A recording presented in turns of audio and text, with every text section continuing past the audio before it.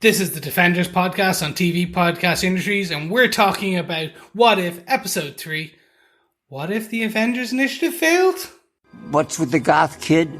Hello, Trickster God. Hi. S.H.I.E.L.D. is people. People willing to give their lives for something greater than themselves. To save the world from men like you.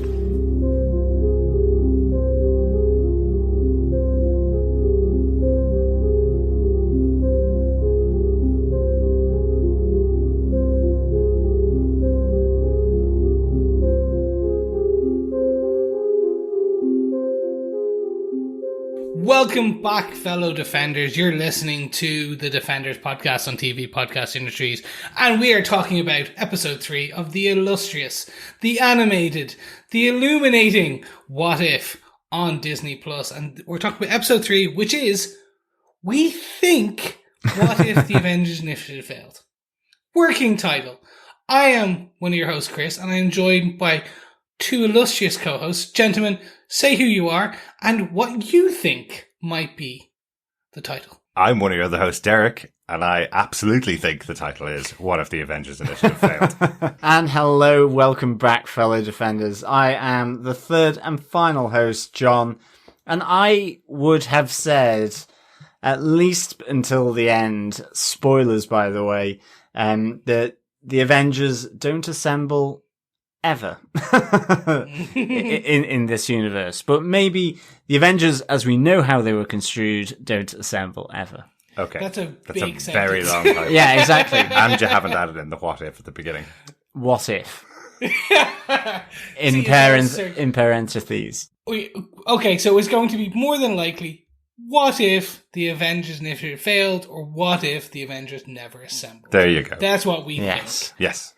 We did pretty well on last week's episode. We got pretty close on that. It's the official title for episode 2 was What If T'Challa Became a Star-Lord? So we only missed one letter, basically, just missed the A. Yeah, well, the A is a little weird. Isn't it? Yeah. Yeah. A Star-Lord. But I guess it's dealing with the multiverse, so there are potentially multiple Star-Lords. I just think in the MCU there is just one Star-Lord, and that's Peter Quill. The definitive case. Yeah, exactly. The Star-Lord. It's not like it's a race of people or like... It's a plant, an animal, or a thing. I'm sure many other people have questioned that as well. So I'll go and listen to the podcast after that episode comes out and find out what everybody else thinks as well and why the A is in there.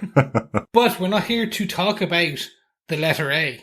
We are here to discuss the episode 3.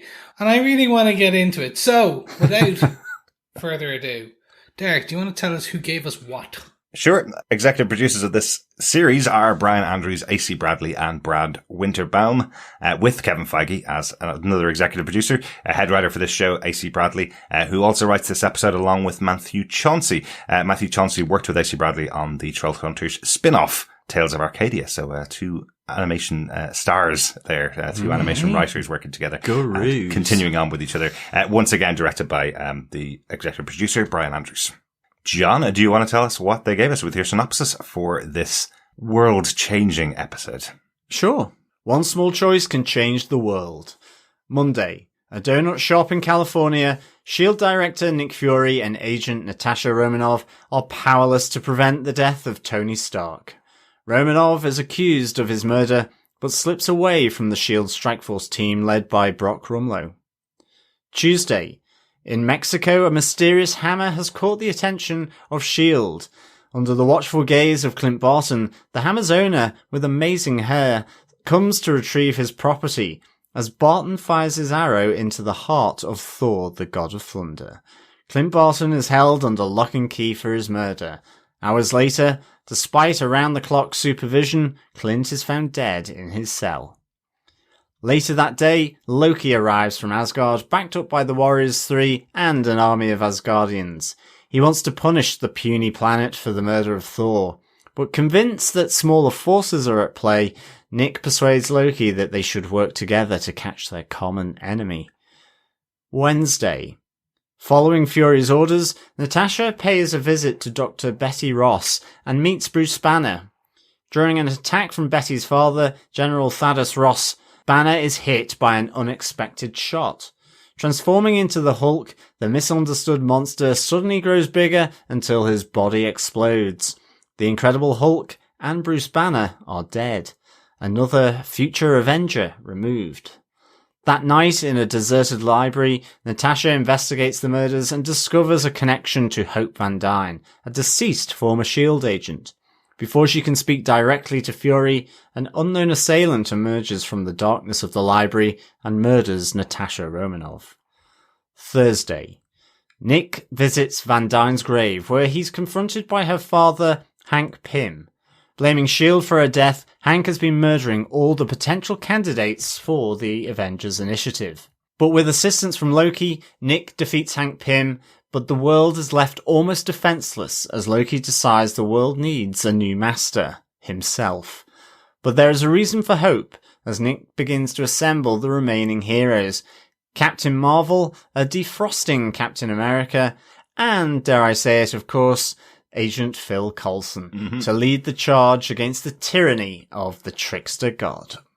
Excellent. So a more spoiler-filled title for the episode would have been "What if Hope Van Dyne died on a mission for S.H.I.E.L.D.?" Right? But that would have ruined the entire thing.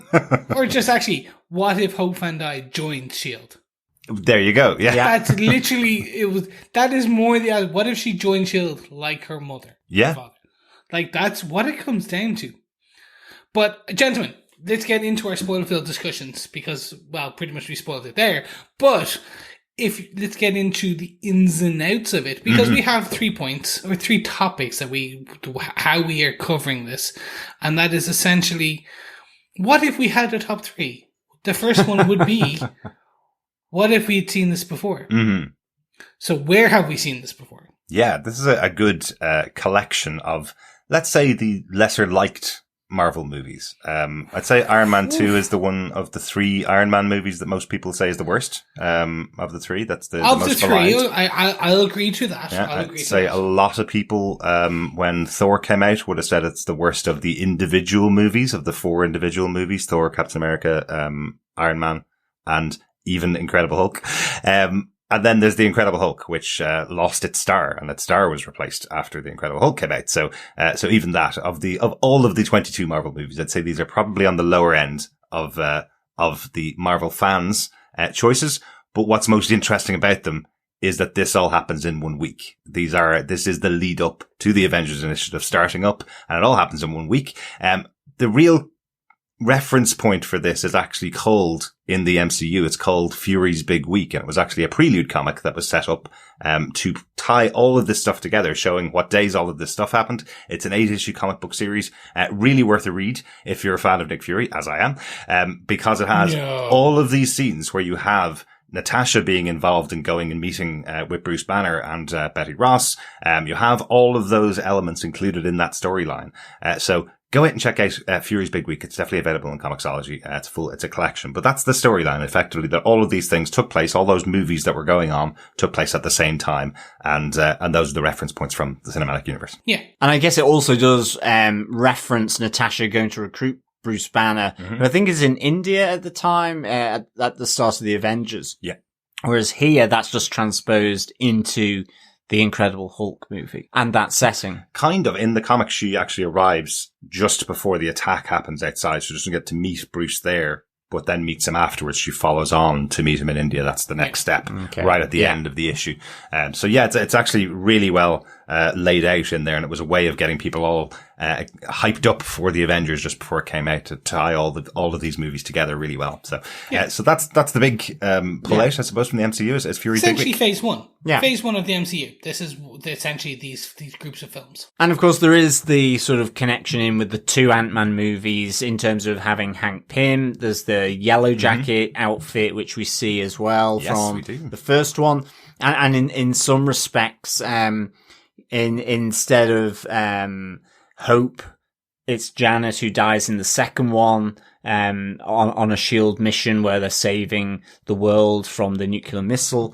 So there's these elements as well that are kind of threaded through slightly differently. But ultimately there's components there of the 2 Ant-Man movies as well. So, again, it's taking it from a good smorgasbord of old Marvel movies here from the MCU. Yeah, absolutely. I'll talk about the hope bit in a second as well, and with the Hank element of it, because there's a couple of little things that I'm questioning as to how they got to that point as well. But yes, that's everything that we've seen before in the previous Marvel movies.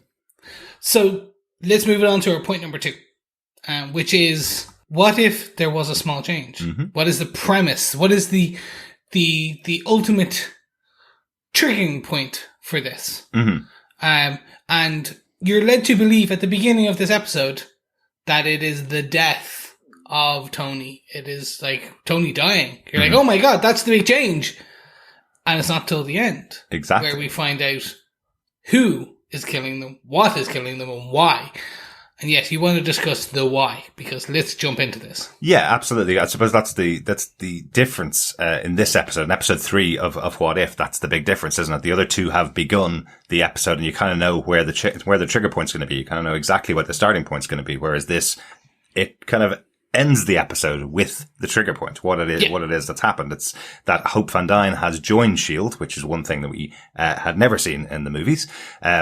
She's joined and has died on a mission. So, Hank blames, S.H.I.E.L.D. for her death. So that was my kind of question.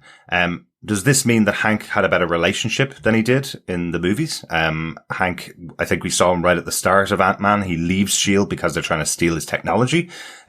So he is working on his own effectively, and then he leaves his own company, and Hope stays on working in his own company. So does this mean he stayed working for S.H.I.E.L.D. and Hope joined because of that better relationship, potentially? Or is it that she actually joined S.H.I.E.L.D. and never went to work with Hank in Pym Industries? Mm-hmm. And then Hank continued to work with Darren Cross on the Yellow Jacket. He then built the Yellow Jacket with Darren, continued there. She died at S.H.I.E.L.D. She was never there. There was never the heist film. So is that the point? Yeah. Yeah, it's interesting, isn't it? So we know the why in terms of what you've described about Hope Van Dyne dying on a S.H.I.E.L.D. mission. Mm-hmm. But in terms of the fallout of that, that is in respect to the personal craziness that we see on the screen of Hank Pym, on a complete revenge mission. Yeah. We don't see any of that and why it's gotten to that. We just see the consequences of it. So all these questions of whether he was working for S.H.I.E.L.D., they're all kind of, it's perfectly valid speculation about maybe how was his life different. Was he sharing the technology with S.H.I.E.L.D.? He was happy to do that. And as you say, Chris, then Hope joins, maybe working on that in S.H.I.E.L.D. and then wants to become a S.H.I.E.L.D. agent whilst working there. And then you have all this. And we don't know then whether Janet Van Dyne is alive or whether she is still lost in the microverse. And so the death of Hope has compounded it even further, because certainly from the first Ant-Man movie, that Hank is still mourning in some respect for the loss of Janet, and certainly it's impacted on Hope, not having her mother around. So all these things kind of, that side of it is really off screen here. It's just the motivation of that death for Hank Pym to ultimately go on this revenge mission to undermine S.H.I.E.L.D. ultimately by killing the Avengers and the big Nick Fury project of the Avengers Initiative. So in that sense, I guess, there's still a lot of unknowns. Exactly. But it's ultimately, whereas last week was this idea of a heist, we have here this week as it being, a murder mystery, effectively. I loved that you have Natasha Romanoff sort of effectively being the Miss Marple of the Marvels universe, despite being implicated in that first death, which is Tony Stark, which was pretty shocking actually as well. Oh, yeah. I don't know like I wasn't expecting him to just suddenly keel over and die, to be honest. I presumed, maybe there was a Heimlich maneuver needed because a bit of donut had gone down the wrong way or something. But yeah, I was not expecting him to sort of just collapse from the diner booth, Yeah, I think my first reaction after watching that scene was, oh, I can't wait till Chris watches this. What did you think, Chris? Yeah. I loved this. I was not I thought that sounds terrible. I loved the jaw dropping. What the hell? Yeah, exactly. Because I think that was I told you, as always, I tell you the second I watch it. And we have a quick discussion over our text threads. And it was like, what did you think? What was your reaction? And I literally just sent multiple GIFs of just jaw being dropped to the floor. And I was like, where was this going? And that's this whole episode for me, which is just this consistent what? And my brain, and I suppose this is very much leading into the overall Marvel fans' dream of oh my god, is it Mephisto? No, it's blah, blah, blah, blah, blah. No, it's blah, blah, blah. You think it's everyone until you find out it's Hank Pym, and you're like, oh, okay.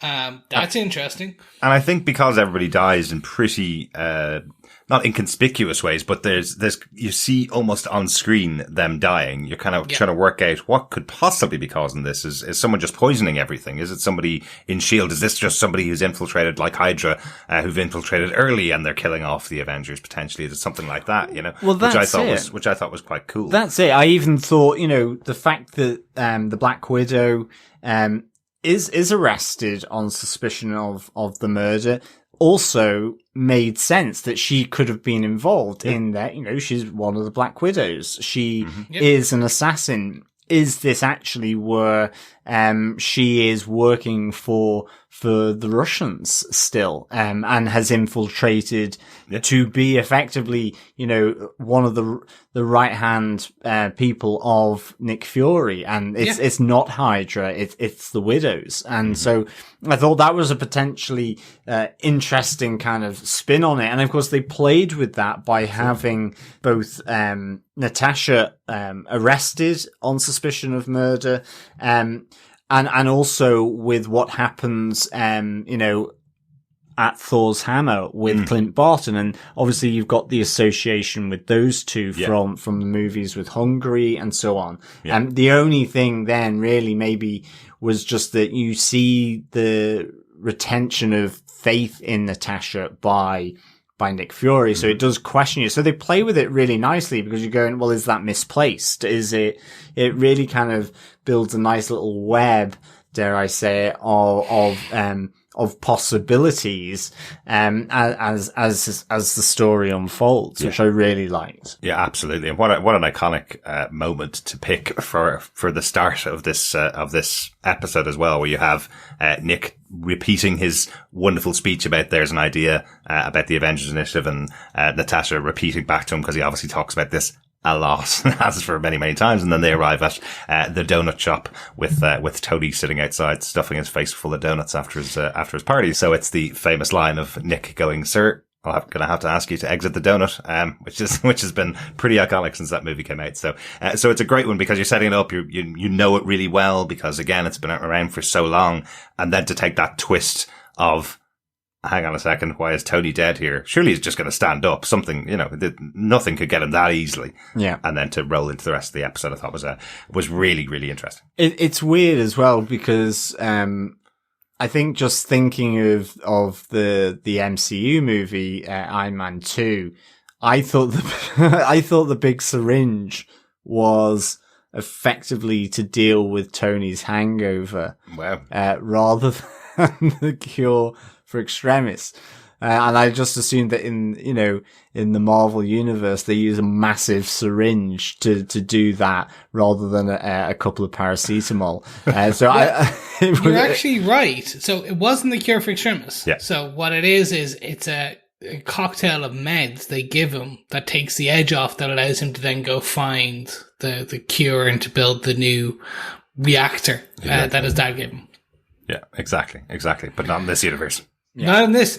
So when I saw this, because we do know Marvel Zombies are coming, I thought that was this episode. You see him drop dead, and I was like, oh my god, like, it's that simple? They're just gonna make it like a cocktail plus extremis equates Marvel Zombies. I was like, cool. In my head, just running through, like, again, the what if. It's like, oh, this is how, oh my god. And it's all split second kind of questioning. And then it continues. And I suppose for me that it was less Miss Marple and more Jessica Fletcher. It was like Cabot Cove. It was just Murder, She Wrote, in this case, she being Natasha Romanoff. And it was just this consistent, like, death. I was like, where are they going with this? And that's the bit I kind of wanted to ask you guys about. And I suppose it's also, do we defend part of that? But it's less that. It's just, as the crux part of this, as the change being the death of the Avengers based on this small action, Hope joining S.H.I.E.L.D. and dying, equates to all of this death. Yeah. And Loki taking over. What did you think of that? I absolutely love this. I love the premise of the episode. I think, as a S.H.I.E.L.D. fan, this type of story works really well when your three central characters of the episode really are, Natasha Romanoff, Nick Fury, and Agent Coulson. You know, seeing all three of them, in this episode really does feel like you've got a spy agency in here investigating the deaths of superheroes. And it's all caused by the death of another superhero, which has caused another superhero to go crazy and start killing them all. So it feels like the kind of, a really good S.H.I.E.L.D. storyline for me. So I absolutely love this. I thought this was really, really good. Yeah, I have to say I loved Crazy Hank Pym. I thought that was just kind of really nice. Just the twitches, the sort of manic eyes that they animated here. Yeah. And a performance you would see from Michael Douglas back in his big 80s heyday. He did a lot of great. Yeah, it was like Fallen Down or something like that. You know, it really was. Yeah. But I really liked it as well. I felt that, you know, we've talked and we've mentioned about the idea of the butterfly effect and one small change, and that's it. It's the consequential sort of build up of that. And in this case, actually, it's the grating and the build up of Hank's rage effectively that causes him to just go on the mission for revenge. So, I mean, this to me felt, and you know, it's based around grief. We've seen with WandaVision that whole idea as well. So, I mean, for me, this was really, really good. And it felt that that could be the case where a superhero, you know, has felt slighted or aggrieved. I mean, they normally go bonkers. I mean, look at Magneto.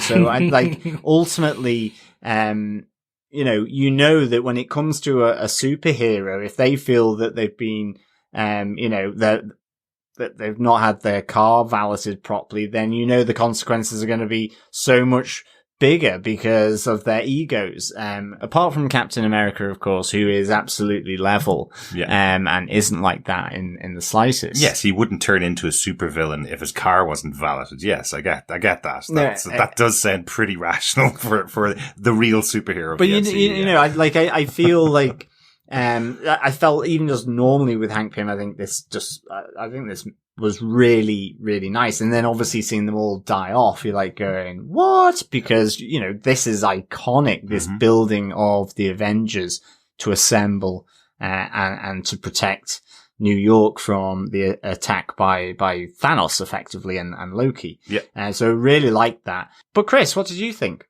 The joys of this discussion. Initially, I had a bit of a problem here. Because initially I was like, well, it's technically two changes. It's the death and her joining of S.H.I.E.L.D.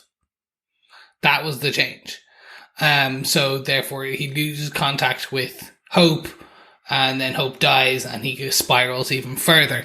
I was trying to justify that with what we know of Ant-Man 1, and it was essentially, it's literally one additional line about the yellow jacket armor, which is the additional usage there can cause, of the uncontrolled Hank or pim particles, the unstable pim particles, can cause paranoia and kind of craziness. And I think that's initial element that was in it. That kind That of when makes you sense, die, yeah. that's what drives him a bit.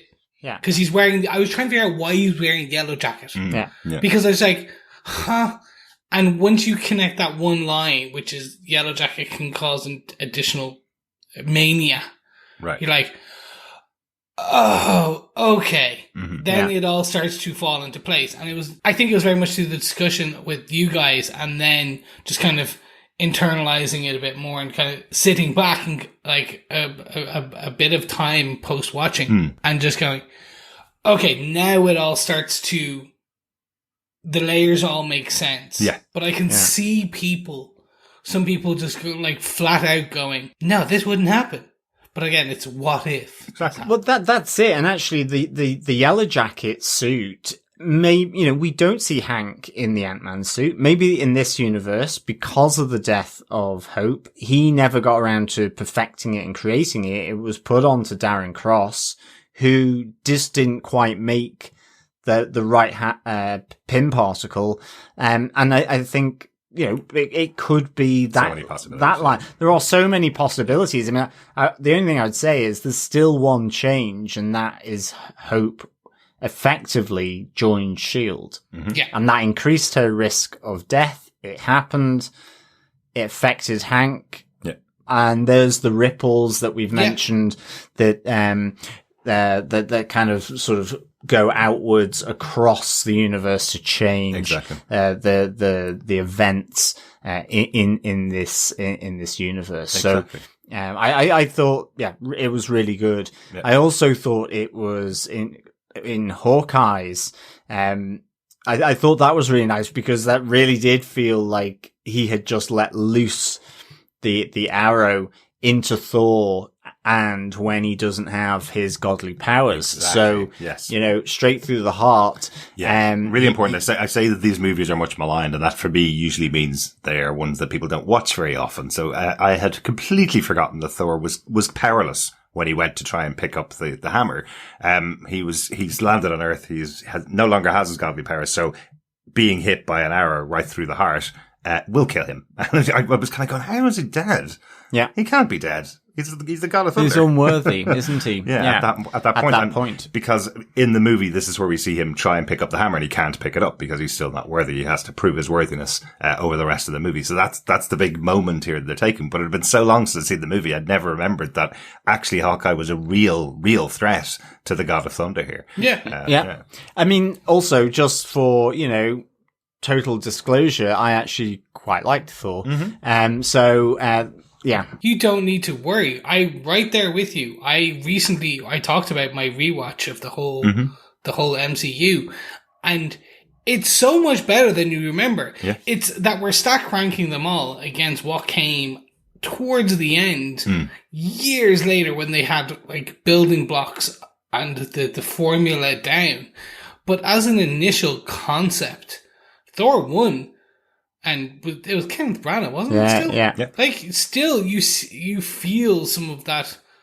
Yeah, it was the right intro for the character. Yeah. Yes, it is, absolutely. And I would certainly watch it quicker than I'd watch Ragnarok again. I've watched Ragnarok enough now. I've seen it twice. I'm happy. Okay. You know. We know you don't like Ragnarok. Yeah. That has been thoroughly, the flag is planted there. Yes, definitely. But I think this was really good with Hawkeye's bolt, the arrow going into Thor's chest. And I loved then the additional twist, because at this stage I was thinking, it's connected with Natasha. But then Clint that mysterious death in his cell with two guards there.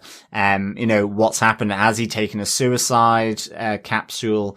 So is it Hydra, or is he somehow linked in with the Widows in this world? So this was all really good. And I have to say as well, I loved the send-up of Thor and his beautiful body and his soft, flowing amazing hair, Yep. Yeah. the smell of lavender, even in death.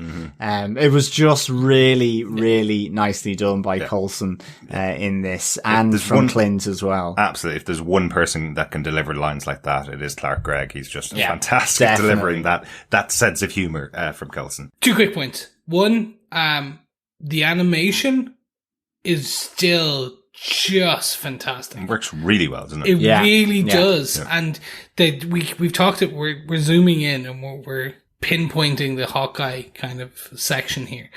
The death of Thor with the lightning cracking in the background and the silhouettes. Even the fight scene, I was like, that is some of we've just come out of the Bad Batch. We've watched Invincible. We've done a number of animated. I just watched Evangelion 3.0.1 thrice, like. I don't know what that thrice means time. either, Defenders. I'm sorry. Don't worry. It's an anime. Okay. I just finished watching it, and that is beautiful. This is just on a different. It's a different style, but the way that they've animated this is, I would put it up there with, I think this would at least be a contender for top 3 Emmy animated, that they could probably get at least 1 or 2 wins for an Emmy next year with this. I love the certainty in your projection. Yeah. Top 3, yeah, I know. They'll win something. They will, because they've got. I think it's the animation. Yeah. Yeah, just- they've got the money. Well, if Disney aren't going to win it for Bad Batch, they're going to win it for this show. free definitely. parties. Sure, The Bad Batch is certainly my favorite animation of the year. I think it's such a great show from a week to week basis. This style, I think, works really well for the stories they're trying to tell here, which is we're trying to really match it into what the movie looks like. They're not really trying to make it look drastically different. They're not doing line drawings. They're not doing a 3D animation in the same way as Bad Batch was. This is trying to feel like the movies as opposed to something massively different from that, I think. And it is fantastic. Absolutely. Yeah. So the second point I really want to just quickly jump into is the voice acting again and the delivery. There's only, like, each episode, there's only 1 or 2 lines where I'm like, oh, that wasn't the best. But they seem to, like, Clark Gregg just got it down. He's great. And even, I'm surprised, Samuel L. Jackson. How are you surprised about Samuel L. Jackson? You could Because give him the he's phone very- book and he will deliver it amazingly. But he's very emotive. Yeah. That's the thing. He's an emotive actor. So how they managed to pull that performance from it basically probably him sitting in a closet with a Rode or Yeti mic. That's the question. Maybe. And like, it's just going to be like, all right, imagine you're in a room with snakes and go. I think with a modern actor, someone like Samuel L. Jackson, who's worked in so many movies, he's done additional dialogue recording, which is where they come back and record their lines again to fit in with the final version of the movie. They may change little things to match up with how it's done. So some of those actors have done a lot more work that could be like voice acting than some of the younger actors, I suppose, you'd say. But I do think he delivers his lines really well here. He knows exactly what character he's playing. He's played Nick Fury, remember, as we measured up over the course of our coverage of all the MCU movies, he's now played Nick Fury more than any other actor in the Marvel Universe has played their characters. So he's now one-upped on Robert Downey Jr. now. He's gone. Yep. He went just above him, and he's coming back again for the Marvels, playing Nick Fury again. So he is the one that knows his character best, I think. And he's done so many different appearances of this character over the years as well. It's great to have him back doing it on the TV show. Not everybody returns, of course, as we mentioned before. Not everybody's returning to do their roles in these episodes here. The actress who plays Natasha Romanoff doesn't sound anything like Scarlett Johansson. She is trying. There are some moments where you get that kind of breathy voice that you get from Scarlett Johansson. She is trying. The actress that plays Betty Ross is certainly doing a Liv Tyler impression, although it is not Liv Tyler. There is no doubt It's about more of a that. Steve Tyler impression. A little bit. But I thought that was quite interesting because, again, being that they recast the actor who played Hulk or Bruce Banner back in the original Incredible Hulk, used to be Ed Norton. Now Mark Ruffalo takes over the role in here. It was interesting that they didn't just throw the Liv Tyler performance out the window. They brought a person to at least do the voice of Liv Tyler as Betty Ross in those scenes. I thought that was just quite interesting because they could have gone any way. You've already recast Ed Norton and his voice is being done by a different actor. You don't really need to reference the fact that Liv Tyler was in the movie, do you? No, they don't. I was actually thinking at one point they may even like make him look slight like a mix between Mark Ruffalo and Ed Norton, just because it's that scene, and you could literally say, yeah, the gamma radiation is slowly changing him to make him look like Mark Ruffalo. like a Doctor Who explanation or something, yeah. Yeah, exactly. It's wibbly wobbly, tiny whiny, university whiny. Yeah, but it's also here. Then we come to Wednesday, and it's our third big death here with the death of Bruce. And actually, I found this hilarious because I thought it was the most kind of cartoony with the fact that he kind of turned into a space hopper Hulk, for that moment. But I loved the fact that there is that call out, from the army that's assembled to capture Banner and the Hulk, and you get the reaction from Natasha where you hear the gunshot go before there's been any order from Ross. Yeah. And he's asking who's just fired and so on, and then you get the creation of the Hulk from it with the anger. I thought that was really kind of nicely done, but then as he inflated like the Michelin Man, then it was kind of okay, that's hilarious, and basically exploded, kind of. I guess he had eaten too much pizza whilst he was doing the delivery.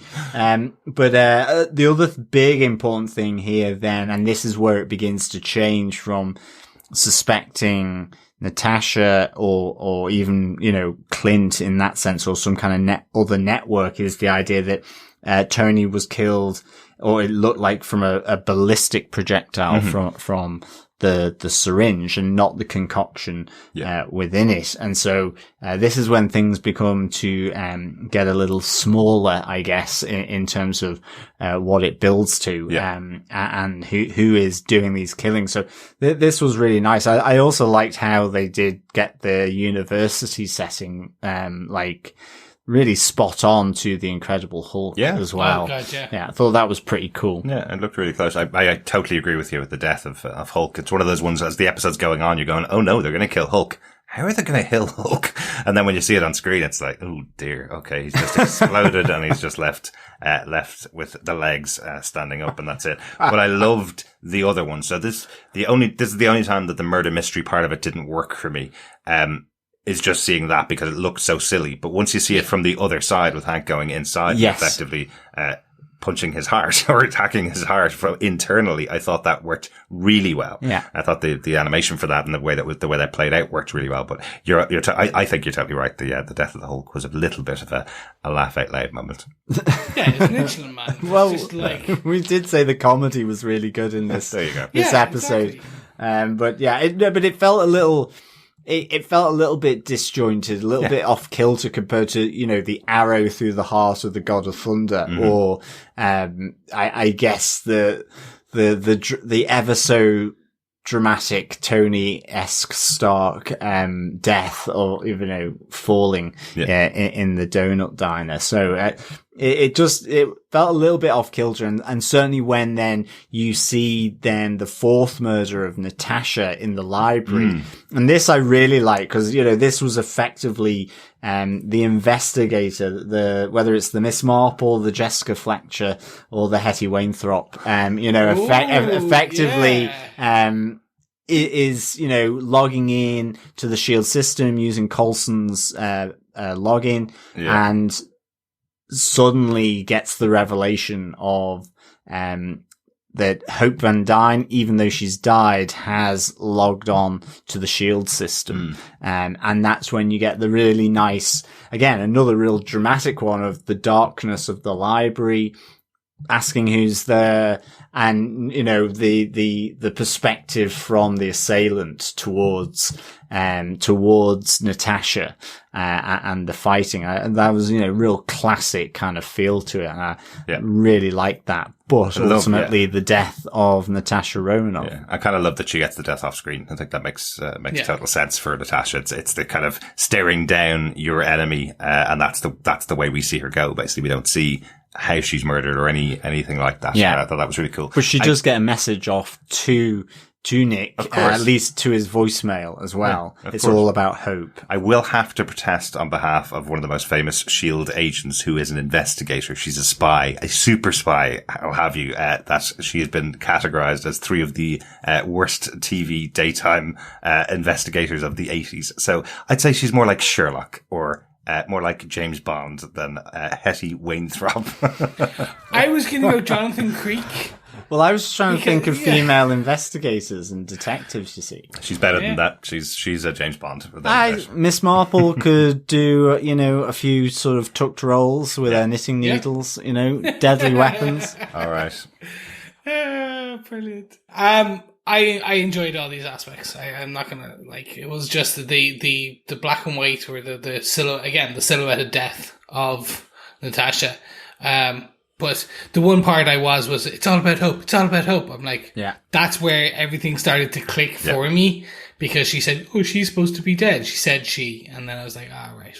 It's Hope Van Dyne. Well done, Chris, because when we watched it the first time, I had to rewind it because I just kept seeing it's all about home, and I thought it was somebody coming from Russia who was killing all of the Avengers. I thought it was going to tie into Black Widow, which I know only came out 3 or 4 weeks ago in the cinema, so it couldn't possibly have tied What If into Black Widow because the story wasn't there 2 years ago when this episode was written. But I was kind of going, oh wow, that they've done something here that's tying in with the Black Widow movie, Yeah. But no, it was all about hope when I went back and put the subtitles on. But speaking of additional tie-ins, we do get the Asgardian army storming Midgard. Mm-hmm. Yeah. Back in the with the destroyer, with Loki at its head and Sif and the 3, basically in fold behind, and we get this fun aspect where Loki's out for blood, and we get to see Samuel Jackson. We see Nick Fury give his best. I don't even know what type of impression, but he does his kind of deflect, and then we see him and Coulson kind of sit down and ruminate what they can be done, and he goes and makes the deal. This was fun. This was an interesting bit for me, and I like that where it goes from to the graveyard scene, I suppose, unless you guys want to talk more about the army. In the graveyard scene, this was the best fun for me, because this is where we see Samuel L. Jackson doing Tom Hiddleston as Loki, as Nick Fury. Yeah, absolutely. Wrap your head around that one. There you go. Yeah, it's really good, isn't it? I love that Nick has made this deal with the Destroyer to deal with his boss, Loki, so that they can take down the murderer of Thor, I thought that was really good, saving the world again, as Nick Fury often does, which I thought was it's just a really ingenious way of doing it. And then we get the little bit of a Scooby-Doo moment at the end, where Hank reveals himself and reveals all of his plot and plans and what he was doing. So it works really well in animation when we have that, where we have the final reveal of exactly what happened. Let's take a look back at all the things that happened so far, and here's what happened. Here's exactly what happened in the real world, and how each of these Avengers was murdered, or future Avengers was murdered. So that was really cool. I really liked Hank's surprise at Nick Fury's sort of acrobatic move at the start, where he does the sort of aerial cartwheel over him. I thought that was really good. Yeah, I love this, cause it just felt Nick Fury, this idea of, espionage, master of disguise, or almost, changing skins, and then obviously Loki coming in, doing his trickster moves as well. I thought was really, really, really cool. Absolutely. And as I said before, Hank Pym looking crazy and angry was actually a good look for him. But great that Michael Douglas came back to do the role as well. It's Yeah, really definitely. cool that he was going to play the part completely differently than he's played it before. I thought that was cool. The reason I didn't want to talk about the army that came along with Loki earlier on, Chris, when you asked, is because that does lead us into our final point. What if the universe has changed forever? So the big change to the universe here is that Loki comes down to avenge his brother, not being sent there as the envoy for Thanos. So he's now on Earth and is going to take it over. He's going to get there and goes, do you know what? I kind of like it here. Maybe I'll stay. And then does and takes over the world. He does, doesn't he? It's like, it's the annoying relative that extends their visit. This time he's just done it to Midgard. This was a nice little, kind of twist on him. Looking to capture and take over Earth from the Avengers movie as well. And this time it's him and only him. There's no suggestion of Thanos sort of being the puppeteer in the background. This is him. And I thought that was really cool. I like it, yeah. That kind of contradicts what we heard in the Loki TV show, though, about Loki, because we heard that he wasn't a villain. He was just putting it on to try and scare people before Thanos arrived. He wasn't really a villain, but here, he's here to take over Earth because it seems quite easy, apparently. Well, and as well, the speech that he gives kind of to the press or at the UN, the one where he says, "You were made to be ruled," is the same speech that he gives in, I think it's Austria, isn't it, from the Avengers movie, where he's saying, about, you're but sort of, insects under my boot, you were meant to be ruled and all this. So that's kind of a nice little thread through as well here. Mm-hmm. I loved it. It was a funny change. It was not what I was expecting as an ending. Yeah. But what it leads to is even better, but I wish it had 5 more minutes. Mm-hmm. What it leads to is the formation of a different set of Avengers. Yes. Theoretically. Yes. We do see Nick Fury essentially pulling out the famous or infamous beeper now. Mm-hmm. And then going to find Captain America. Yes. As well, who is still on ice at this point. Yes. So the reason I mentioned Fury's Big Week, the comic book series, is because there had been rumors at the beginning of that series. There's a conversation between Coulson and Fury about the rumors that potentially Captain America is on ice in Antarctica. They come back, go through all of these meetings and all of this through line between Iron Man 2, Thor, and the Incredible Hulk. And right at the end of that series of comic books is when they go back to Antarctica and find Captain America there. So it actually, again, it's the bookend of that Fury's Big Week, is that they find Captain America at the end of it. So, so that's the timeline, effectively. So, that scene, as we remember from Captain America First Avenger, where he arrives in New York, that scene takes place after all of those other movies, effectively. So the Avengers are now the captains? Captain Marvel and Captain America.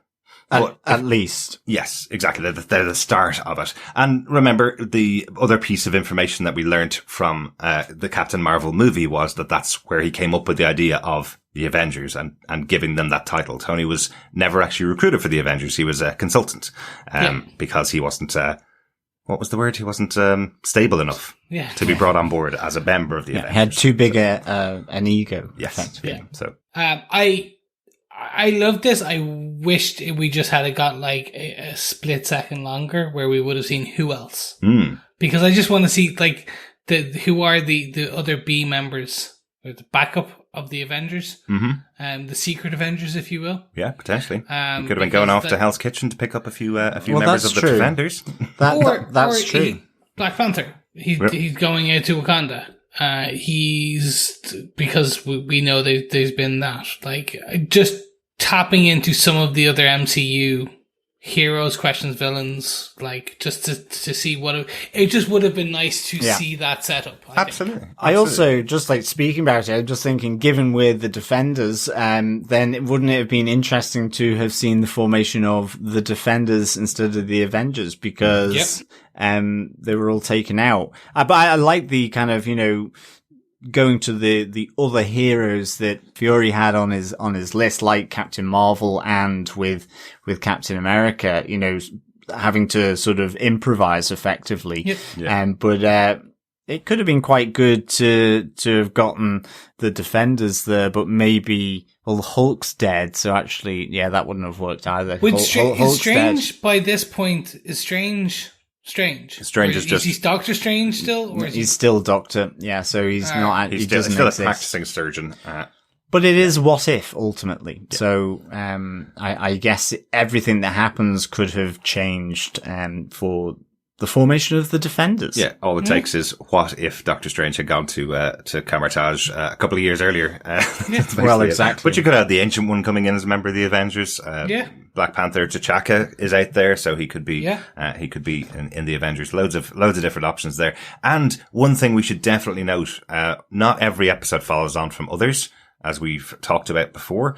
But some episodes will lead on to other storylines in the future of the What If series. So we could see that in the future could be what if Loki took over Earth, and then we have the follow-up to this episode, and it's a new version of the Avengers taking on Loki. That could be a way of spinning this out. But one thing to definitely say, this is a different universe than the one we saw with Peggy Carter coming through as Captain Carter into the future, because in that one there is no Captain America on ice, of course. So this one is a different timeline again. Yeah, exactly. The only bit that we do know is there is a follow-up, and this is from the trailer. There is a Peggy Carter meeting Doctor Strange moment. And it's just not even Peggy Carter, it's Captain Carter meeting Doctor Strange. And they've shown that, which I think is weird. They shouldn't have. I think that would have been a nice surprise, but that's how we do know that there will be some additional crossovers. Interesting. So that is in the trailers, and that is everyone is now using that as it's all connected. I think some will be connected. Yeah, and I think if there's anybody that's going to travel across the multiverse, it's going to be Doctor Strange, of course, right? So he could fall through all of these multiverses at some point towards the end of the series. But we also know that that Haley Atwell's coming back as Captain Carter in season 2, which has also been confirmed. So we will see that character in the future. But it would be interesting to see the follow up once again. Let's say 3 episodes into this show, once again, we've said at the end of the show we wanted to see more. We just wanted 5 more minutes or 5 more hours or 20 more episodes of this storyline, which is exactly the thing you want to accomplish with What If. But an interesting, massive change for this universe. Loads of things have changed. All of the Avengers gone. Loki taking over Earth. Yeah. Therefore, no arrival of Thanos coming to Earth. He may just be going up against Loki to take over the planet in the future, perhaps. But loads of changes. And that's what I want. Like, give us season 2. Give us a season 1.5 where it's a comic book continuation of looking at some of these universes. Maybe. That would be beautiful. But, gentlemen, as we start to wrap up, is there anything you would like to say from your notes section? Oh, I have one big bugbear with this episode, which is Nick Fury's conversation with Agent Phil Coulson. Before he goes off to find Avengers, played beautifully by Clark Gregg, because any Agents of S.H.I.E.L.D. fan knows exactly why he was playing the line the way he was playing it.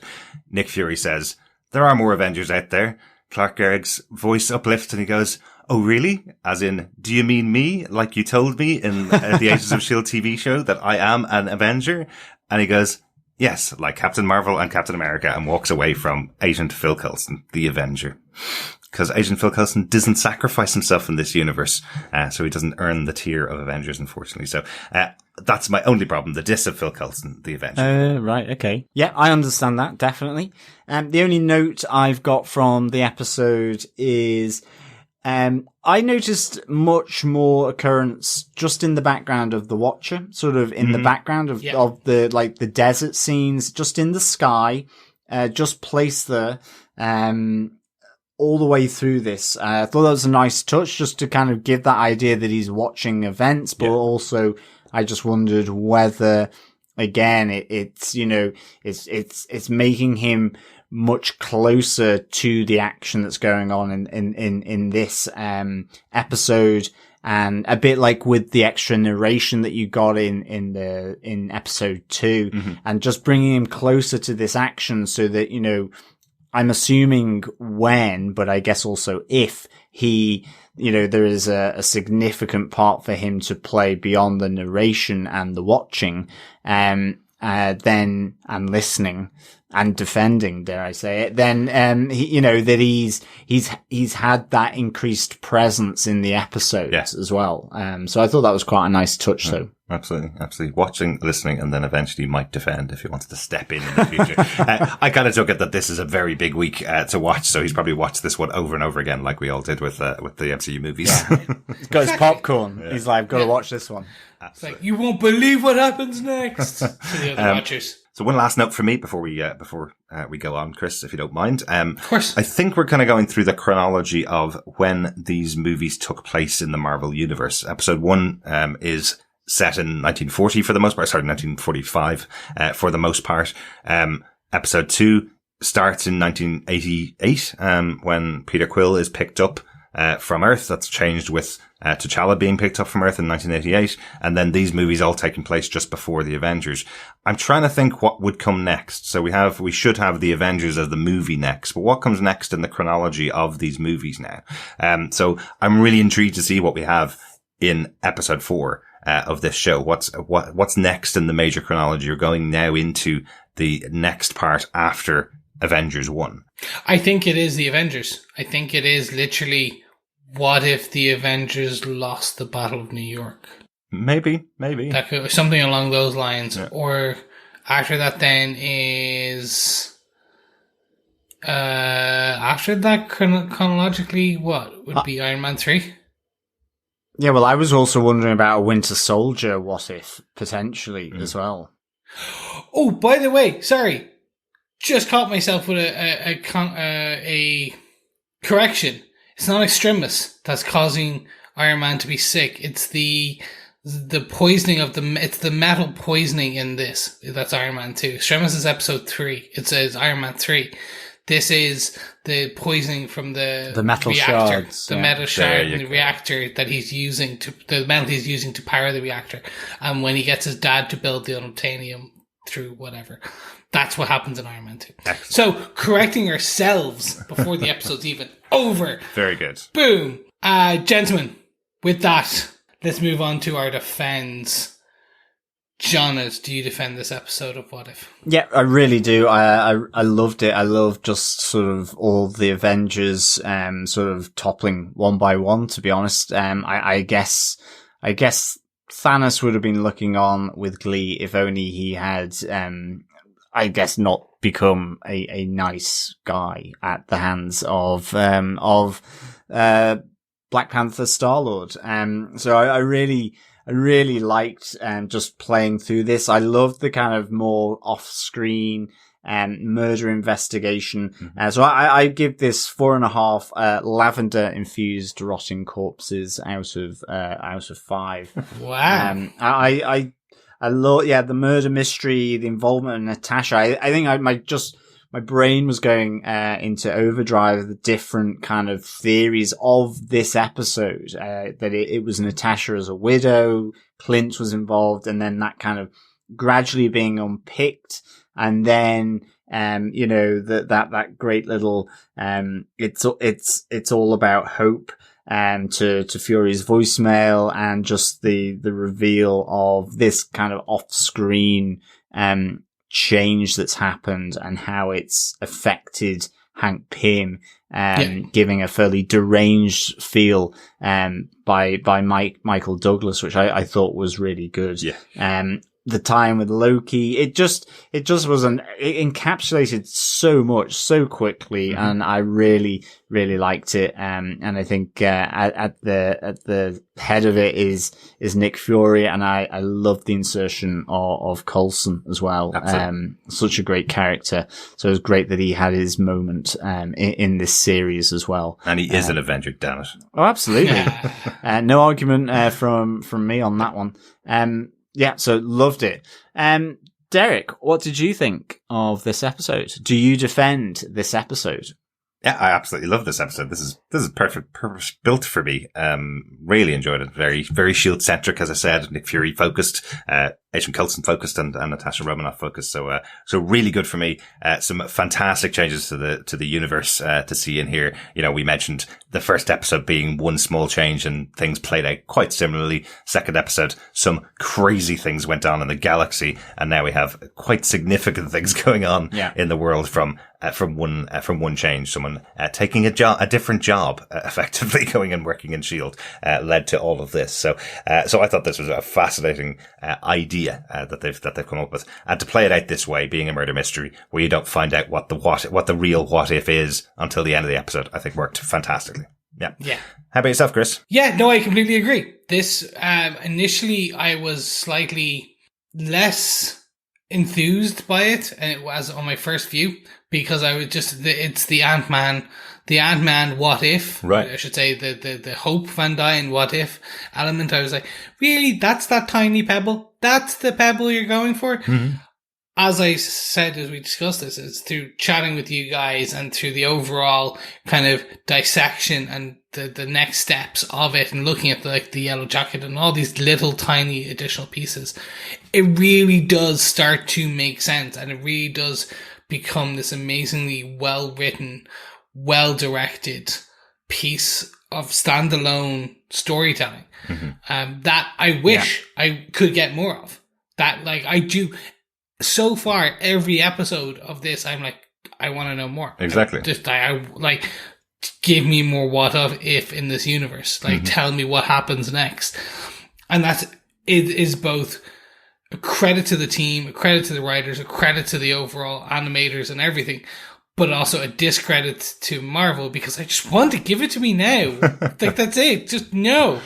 They're just exploring the possibilities and not completing all the possibilities, Chris. That's all it is. I thought you were going to say that you're just were in so much shock at the death of Tony Stark you didn't take any of the rest of the episode in the first time you watched it. Oh, I just turned it off. Like, that was it. It's like, well, no, Tony, that's me done. Right. What if Tony Stark died is the name of the eepisode, and it's only 3 minutes long, and that's it. Yeah, everybody would leave. Yep. The cinema's empty. Basically, MCU dies under this weight of the first Thor movie. Excellent. Who knows?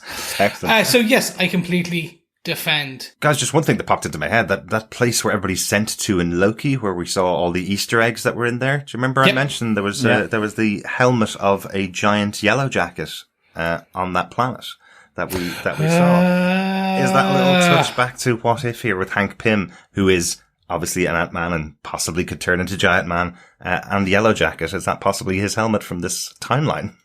Maybe. There you go. If they're doing that now, that's crazy. That's you go. like foreshadowing on a different level. We're going to say they are. They probably were. Yes, we are. No, they probably weren't, but I think let's just say they were. But let's head on over to the pub, gentlemen, because I've got a hankering for some quiz. Mm-hmm. Yes, fellow defenders, fellow pub quizzers, pull up a donut and sit yourself down for this question from episode 3 of What If. Mm-hmm. So the question is, what is Agent Coulson's S.H.I.E.L.D. login password used by Natasha Romanoff? I absolutely loved the scene. I loved the password. Please don't try and access my computer from now on. I may be using the same password. Absolutely. Just to say that again, what is Agent Coulson's S.H.I.E.L.D. login password used by Natasha Romanoff? Answers to feedback at tvpodcastindustries.com, where you'll be in with a chance to win some What If Funko Pops from this series. Yeah, just make sure you answer all 9 questions, or as many of them as you possibly can, and email them all into us at feedback at tvpodcastindustries.com, and we'll pull out a winner at the end of the season. Definitely. Hey, John. What? Chris is gone. I know he has. Shall we cast our minds back to last week's episode? What if T'Challa became a Star-Lord, and get some feedback from our awesome defenders? Let's start off in what I think is going to be a really good way from Matt Murdoch. He sent us his thoughts on the What If main theme in a voicemail. Excellent stuff. Take it away, Matt. Hey guys, Matt from across the pond here. Really enjoyed the T'Challa episode. Thought it was fabulous. Have to admit, got a little emotional hearing Chadwick Boseman's voice again. That was a little weird for me, but even Josh Brolin was funny in this. I thought it was fantastic. Of course, that's not why I'm here. And I'll try to be as brief as possible. I know you've got lots of great listeners with lots of great feedback coming in, so I'll try to be brief. But I got to thinking about the main theme this week more so than any kind of tributes to Ludwig that Laura Cartman did this week, even though there were some. But I want to focus on why she got chosen for this particular scoring feat of What If. And you need to look no further than the very beginning theme, as the Watcher tells us that he's seeing everything. That main theme is wonderful. And it's very Laura Cartman. It's amazing how she has her own kind of sound. And part of that sound is from the use of what we call the flat 5 or the sharp 4 if you prefer. That's a technical term that nobody needs to know. But what I mean is it's a note that you can't find in any scale. You can't find it in a major scale. Can't find it in a minor scale. It's weird. It fits in between two notes. It fits in between the 4th and the 5th note. That note right there. That is the one that makes everything seem weird. Why? Because it doesn't fit in the scale, for one thing, and it needs to resolve to be part of the scale that we're familiar with. That's part of the art of creating tension and release in music. And where that occurs in the main theme is kind of the second half of it. It's where the strings and the choir comes in, and I'm going to talk more about the choir in a second, but it's where everything starts doing these staccato bump, bump, bumps, like this.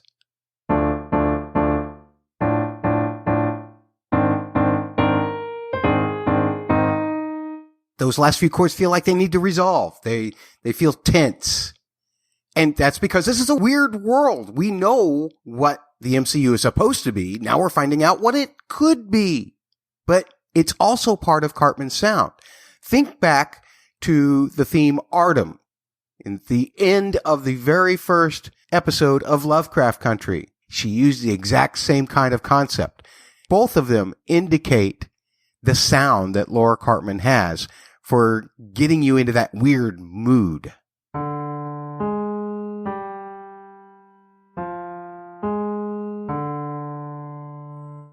That's the Artem theme from Lovecraft Country, in case you're not familiar with it. The point being is that both the What If and the Artem theme have this tension in it. That's one of Cartman's signature sounds.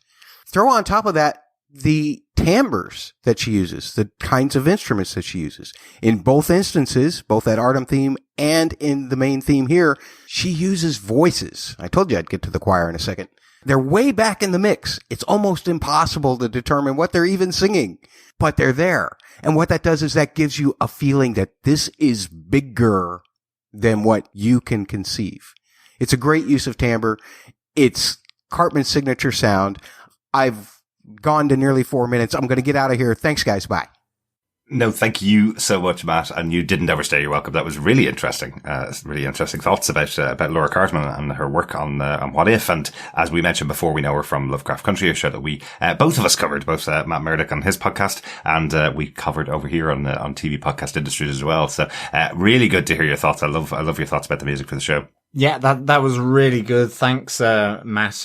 Certainly, I had no hint that there was choir or voices in the background at all, and so I'm going to have to listen to that now because I like the idea that maybe it's so low, so imperceptible unless you're really keen on the hearing, that it hints at something being bigger. And even with the note, between the flat and the sharp 5, that idea that it is bringing, the tension that's reminiscent of this weird alternate world, that ultimately needs to be resolved. So I wonder if these two things will come together when we get to the resolution of what happens here. Maybe see something bigger. Yeah. Great stuff. Thanks so much for the voicemail and feedback, Matt. Maybe we'll see an extended theme towards the end of the season. But I know you're particularly interested in the choral side of music, being a former choir member yourself from the Halle. Yeah? Yes, certainly. Yeah. So Shows how good I was that I didn't even know or hear that there was a choral element there. But, You were too excited to get into the episode, John. Definitely. Have to go back and watch that next time. Thanks so much, Matt. Really good to hear from you. And again, really good to hear your thoughts. On to email. Jerry sent an email to feedback@tvpodcastindustries.com saying, "Hey guys, this was a great episode. Again, the animation for this episode was stellar. Story was really well done. There was a lot packed into a short period of time. This is Marvel's love letter to Chadwick Boseman. I will not lie, I cried at the dedication to him. He will be missed. Wakanda forever. Jerry in Niceville." Thanks so much, Jerry. Yeah, very emotional seeing Chadwick Boseman in there. Yeah, definitely. Thanks, Jerry. Wakanda forever, indeed. I just love the whole setting for T'Challa here. And it being voiced by Chadwick Boseman as well. It's just that, it's that little thing extra with what's happened.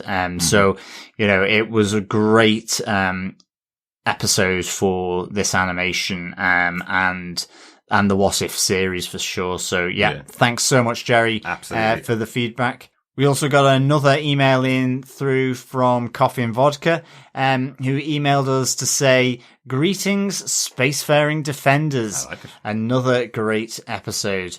T'Challa was the Star-Lord the galaxy needed, instead of Peter Quill's Star-Lord, whom the galaxy deserved. Like it. It seemed like an amazing 2-hour romp condensed to its best bits. The single problem is that even in the What If universe, it never would have happened.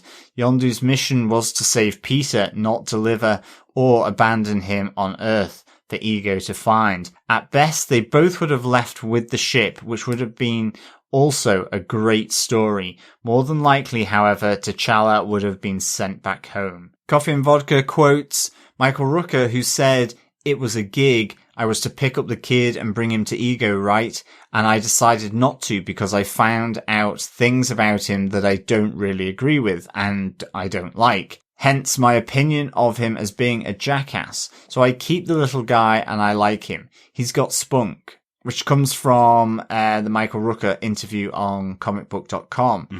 Coffee and Vodka finishes, "So in my opinion, it just seems unlikely that Yondu would have thought, oh well, a kid's a kid, right? Outside of this, the episode was perfect. Casual Thanos is the best thing ever. 4 full collector cases out of 5.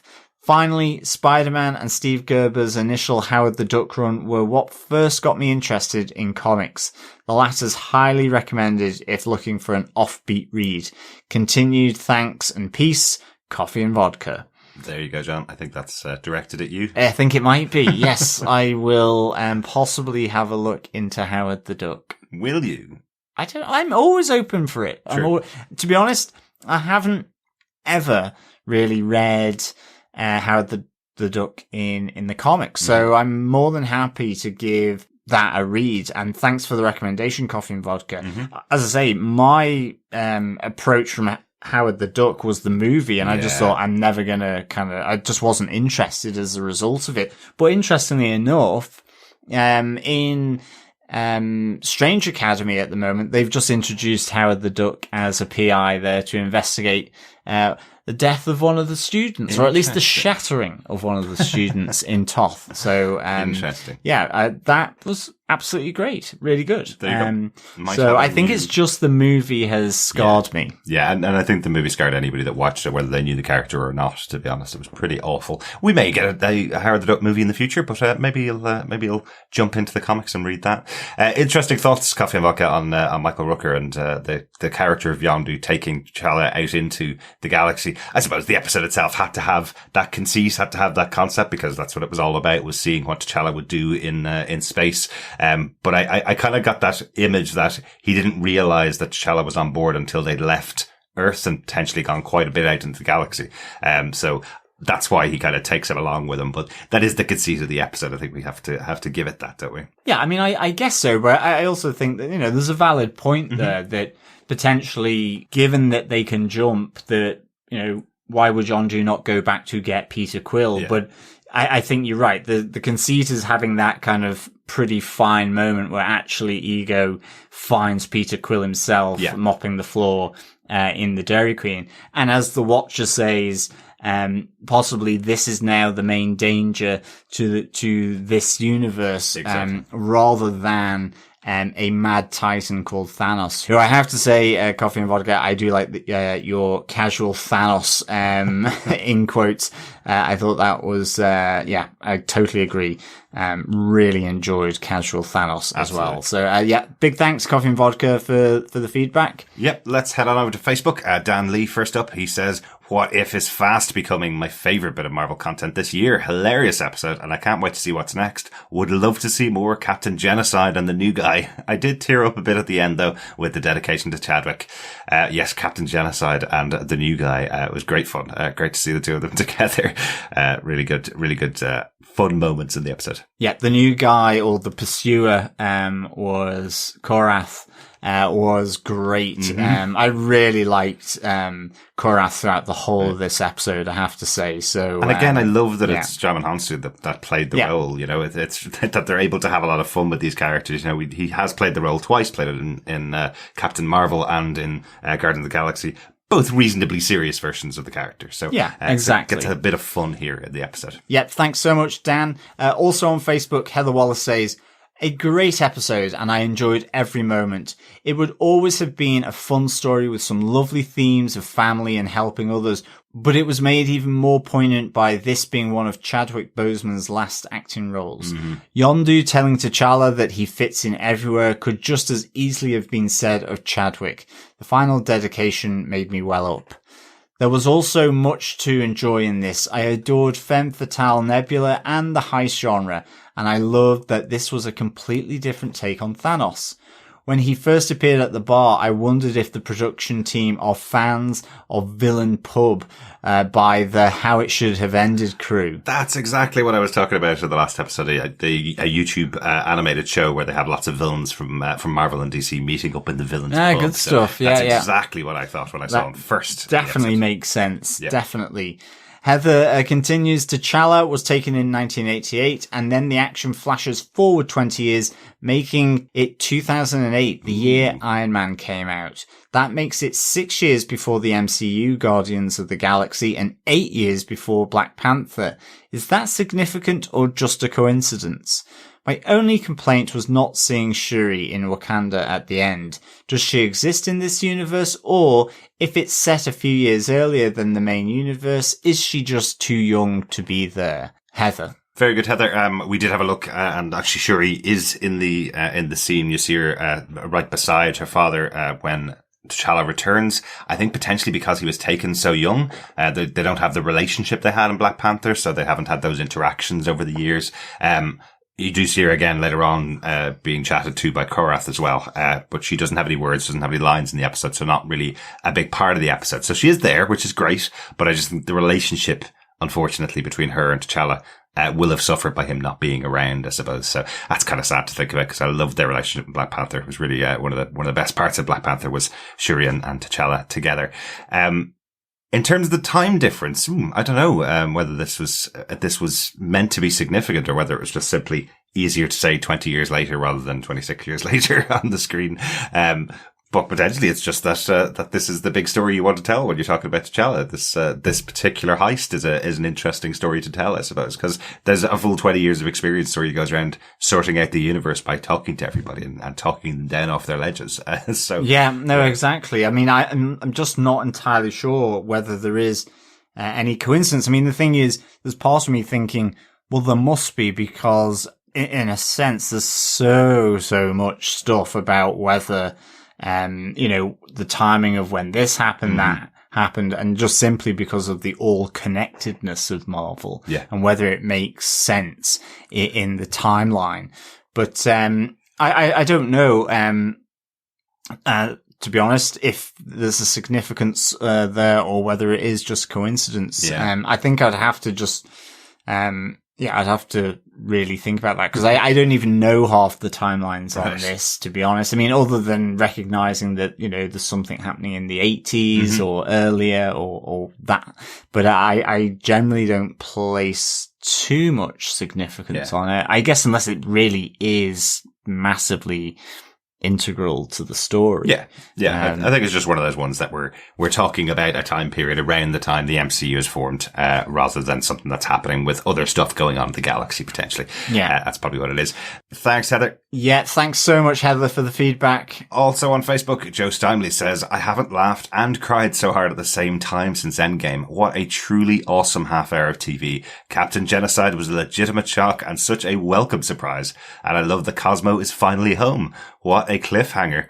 Our friend, our inspiration, our hero, Bozeman forever, rest in power. Lovely thoughts, Joe. That was just, you are absolutely right. That is such a cliffhanger of an ending of the episode. Like, it's entirely possible that we'll see that bit of the episode in a future episode, potentially. We could see Peter Quill and Ego possibility. Working together. We could see that as a kick-off point for a future episode.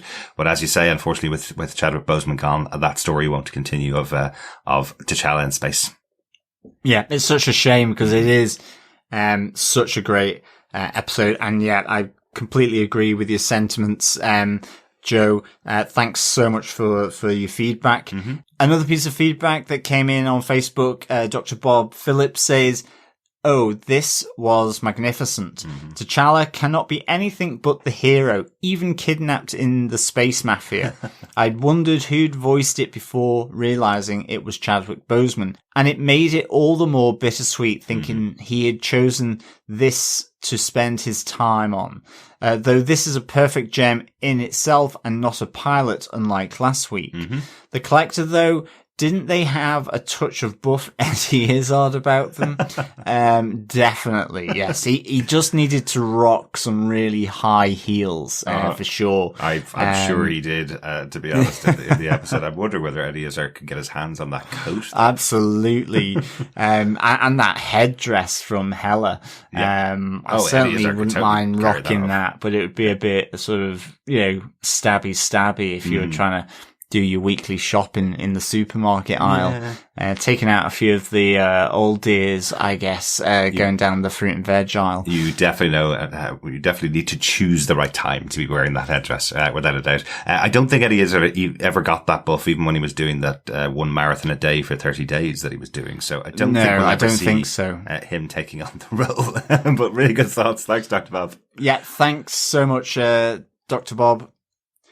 Also on Facebook, Michael Booth says, another fun episode. I love that it stems from inept henchmen not recognizing one human from another. They all look the same indeed.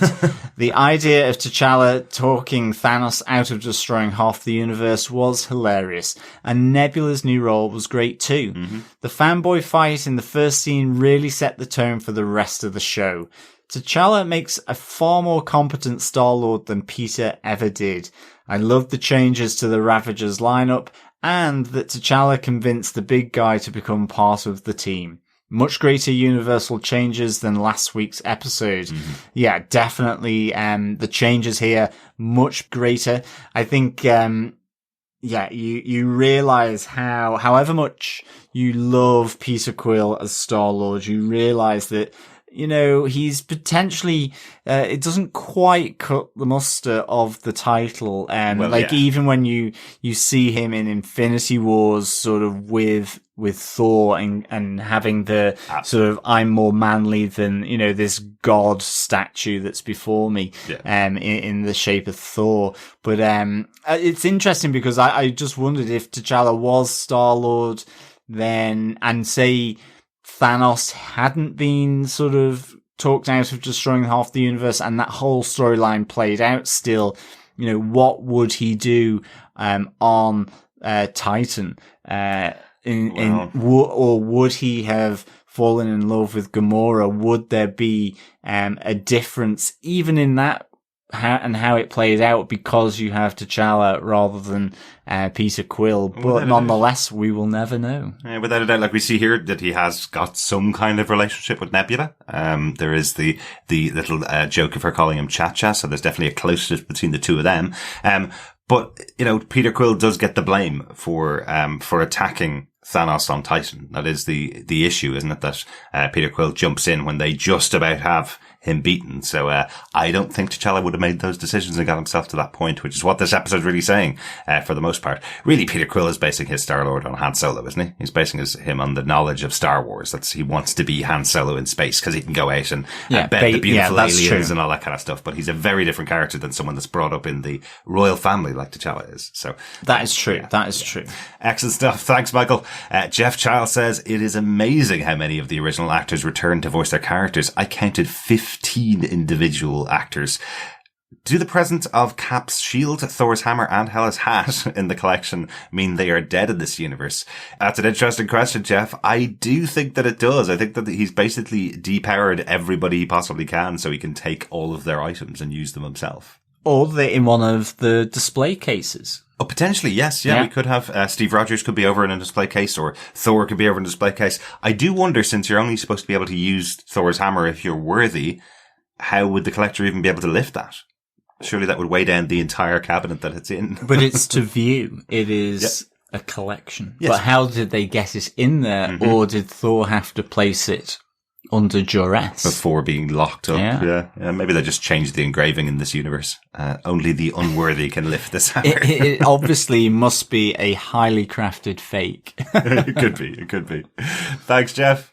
Yeah, thanks so much, Jeff. Ray on Facebook says, I really enjoyed this, though I have to admit I'm less interested in the Ravagers and the Collector. But hearing Chadwick was very special indeed, and for his final role as T'Challa, he nailed it. Despite my indifference to the Ravagers, this episode was highly entertaining, and I loved the fact Thanos was on the good side for once. Howard the Duck, another highlight, and the ensemble of acting talent on offer, just phenomenal. I'm a huge fan of What If. So far, if they keep producing episodes like this, then they'll no doubt prove to be one of the strongest TV shows for Marvel to date.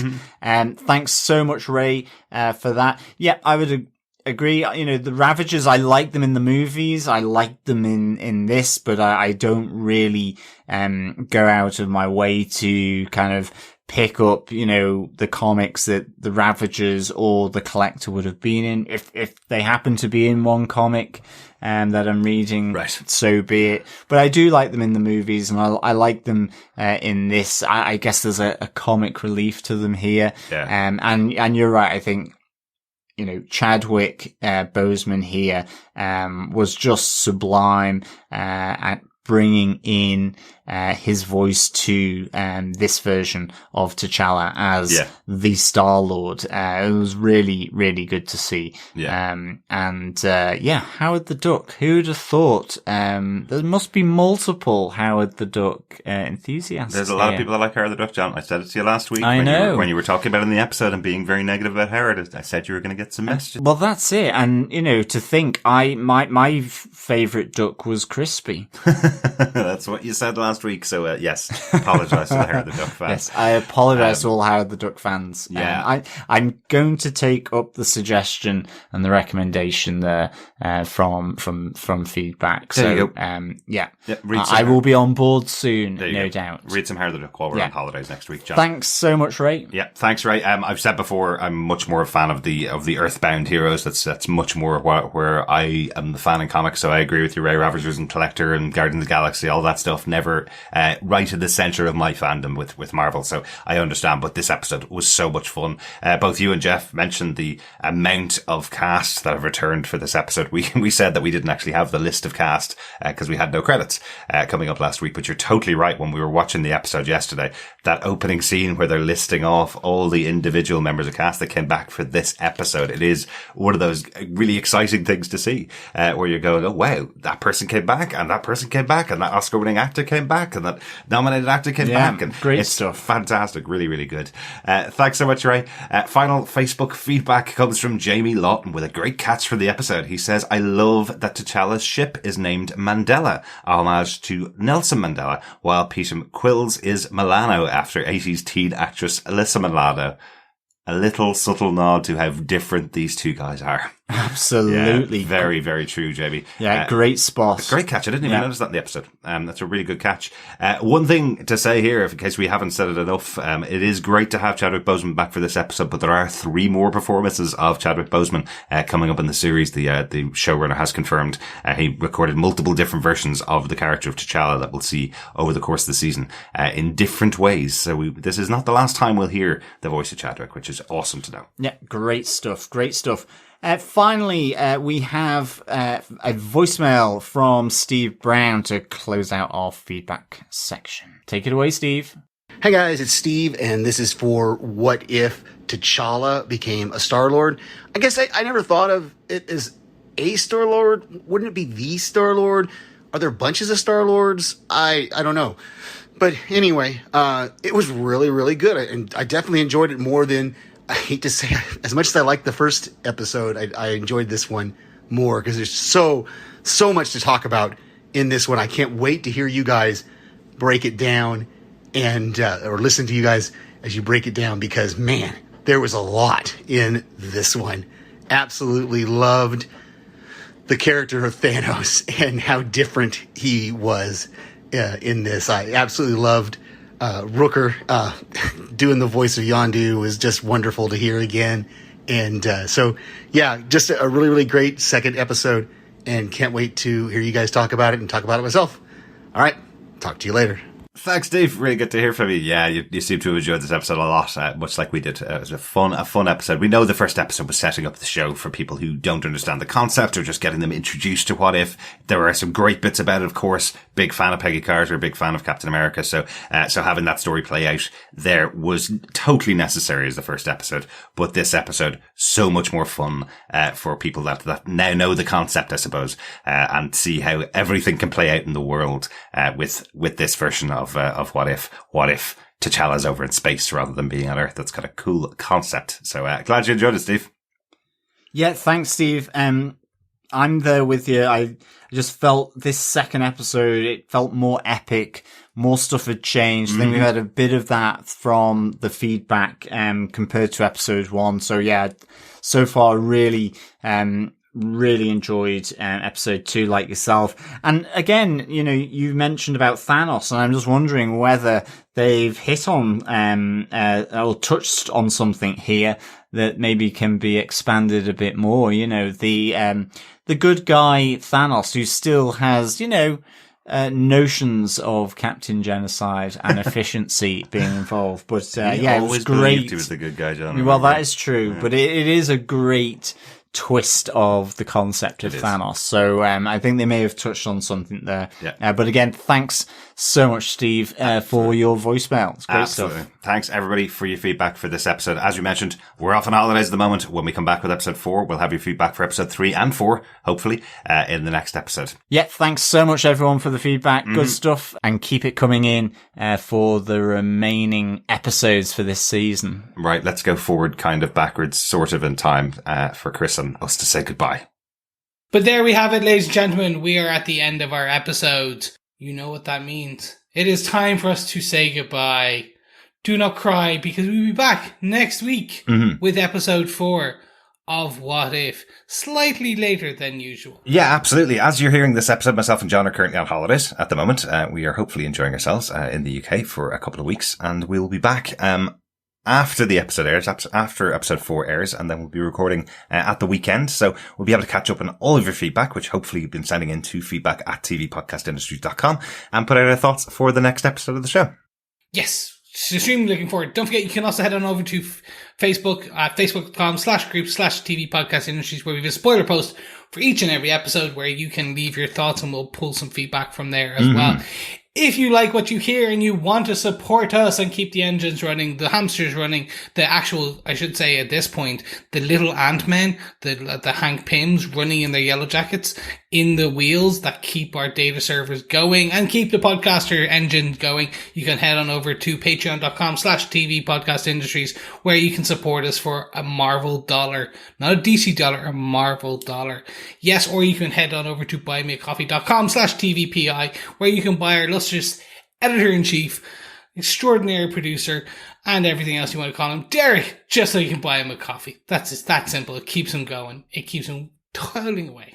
I'll take a DC dollar, don't you worry. Thanks so much for all your support. We'll be back with you next week with What If Episode 4. Bye-bye. Bye-bye, fellow Defenders. Thanks for joining us. And remember, keep watching, keep listening, and keep inquiring. Like Hetty Wainthropp.